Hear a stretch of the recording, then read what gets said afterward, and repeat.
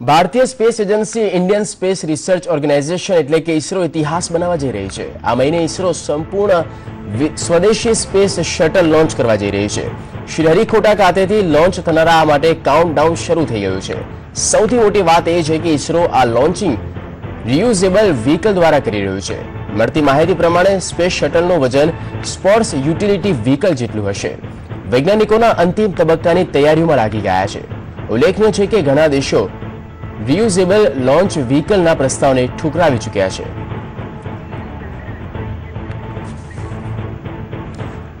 આ સાથે જ સીએમ નાગરાણી ફોનલાઈન પર જોડાઈ ગયા છે। ખૂબ ખૂબ સ્વાગત છે નાગરાણી સાહેબ। વધુ એક સ્પેસ શટલ ઇસરો લોન્ચ કરવા જઈ રહી છે, શું ફાયદો છે આનાથી? નમસ્કાર, હું નાગરાણી બોલું છું। જી, આપણો આઈડિયા તો એવો છે કે આપણે જો રિયુઝેબલ વેહિકલ વાપરીએ તો આપણે જે લોન્ચિંગ કોસ્ટ છે એ ઘટાડી શકીએ। બરાબર। એ સિવાય આપણે કારણ કે આ તો ડેમોન્સ્ટ્રેશન મોડેલ છે, ટીડી તમે જુઓ તો technology demonstration model, RLV reusable launch vehicle technology demonstration model, એટલે એમાં ઘણી બધી ટેકનોલોજી અત્યારે આપણે ડેમોન્સ્ટ્રેટ કરવા માંગીએ છીએ। એમાં એક તો એ છે કે જો આપણે જે અત્યારે રોકેટ કેવા હોય છે બધા કે આપણે લોન્ચ કરીએ પછી એક વખત યુઝ થઈ ગયું એટલે નકામું થઈ ગયું, કોઈ યુઝ થાય નહીં। સ્પેસએક્સ છે, હમણાં થોડા એક્સપેરિમેન્ટ કર્યા, પછી બીજા બેઝોસ છે એને પણ થોડા એક્સપેરિમેન્ટ કરીને રિયુઝેબલ કરવા માટેનો પ્રયત્ન કર્યો, પણ એમને જે રિયુઝેબલ કરવાનો પ્રયત્ન કર્યો એ ડિફરન્ટ ટાઈપનો હતો। આપણે એ પાછું આવશે, સ્પેસ શટલની જેમ પાછું આવશે, એટલે એના બે ઉપયોગ છે। એક તો એનો ઉપયોગ રિયુઝેબલ કરીએ એટલે એને પાછું પણ જયારે લાવીએ ત્યારે એની સ્પીડ ઘટાડી, એટમોસ્ફિયર માંથી પાછું લાવી એની સ્પીડ ઘટાડી અને એને એરક્રાફ્ટ ની જેમ લોન્ચ કરાવી શકાય, કે જેની લીધે જો આપણે ત્યાં આપણા એસ્ટ્રોનોટ ત્યાં લઈ જવા હોય તો એનો પણ ઉપયોગ થઈ શકે, અથવા તો બીજો એને આપણે એસ્ટ્રોનોટ તરીકે યુઝ ન કરીએ તો આપણા જે લોન્ચ વેહિકલ છે એને એ જે લોન્ચ વેહિકલ તરીકે પાછું આવે ત્યારે એને રિયુઝ કરીએ તો લોન્ચની કોસ્ટ પણ ઘટાડી શકાય। બરાબર। એટલે નાગરાણી સાહેબ, તો પછી બીજા ઘણા દેશો છે જે આ રિયુઝેબલ સ્પેસ શટલનો નકારી રહ્યા છે, આ પ્રસ્તાવને ઠુકરાવી રહ્યા છે, તો શું કારણ છે? શું તેમની શું માનસિકતા છે? ફાયદો થઈ રહ્યો છે તો પછી શા માટે તેઓ વિરોધ કરી રહ્યા છે? ના, એવું નથી। એટલે અત્યારે છે ને બે જેમણે ટ્રાય કરી હોય એમાં તો ખાસ બે જ લોકો છે। એક તો અમેરિકા છે કે જેનું સ્પેસ શટલ બહુ ફેમસ થઈ ગયું અને એમાં પણ એમણે 135 ફ્લાઇટ કરી અને પછી 135 ફ્લાઇટ પછી 2011માં એમણે કહ્યું કે હવે અમે એને રિન્યુ કરીશું નહીં।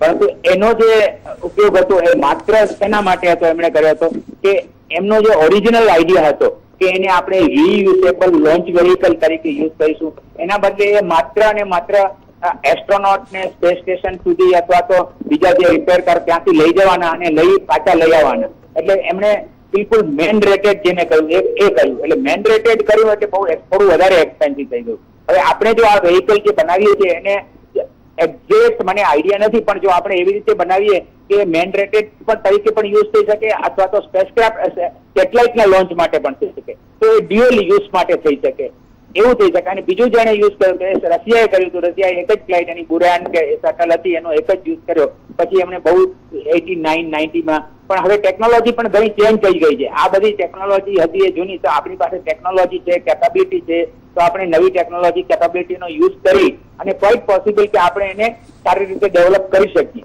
તો આ તો એક ડેમોન્સ્ટ્રેશન માટે આપણે અત્યારે કરીએ છીએ, એક ટેકનોલોજી ડેમોન્સ્ટ્રેશન છે, એટલે એમાં બીજી નવી ઘણી બધી ટેકનોલોજી પણ ડેવલપ થશે એની રિયુઝેબલ વેહિકલની સાથે। બિલકુલ નાગરાણી સાહેબ, સક્સેસ મળી જાય છે તો પછી આંતરરાષ્ટ્રીય સ્તરે વૈજ્ઞાનિક ક્ષેત્રે આ કેટલી મોટી સફળતા આપના મતે?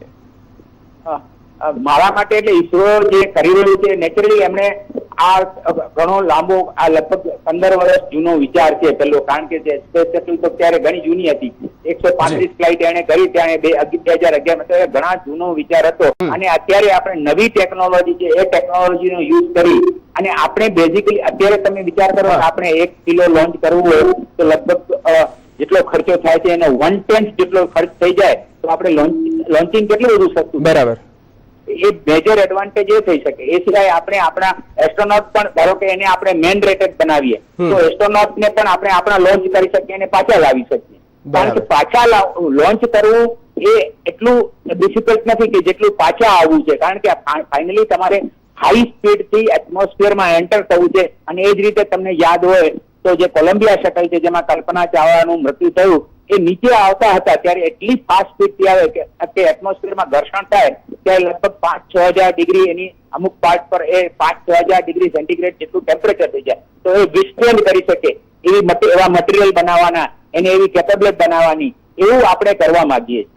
બિલકુલ નાગરાણી સાહેબ, ખૂબ ખૂબ આભાર. સંદેશ ન્યૂઝ સાથે વાતચીત કર્યા બદલ. તો વધુ એક વખત space shuttle, reusable space shuttle launch કરવા જઈ રહી છે. જીપીએસ સિસ્ટમ બાદ આ એક ઇતિહાસ ભારત વૈજ્ઞાનિક ક્ષેત્રે હવે આગળ વધી રહ્યું છે.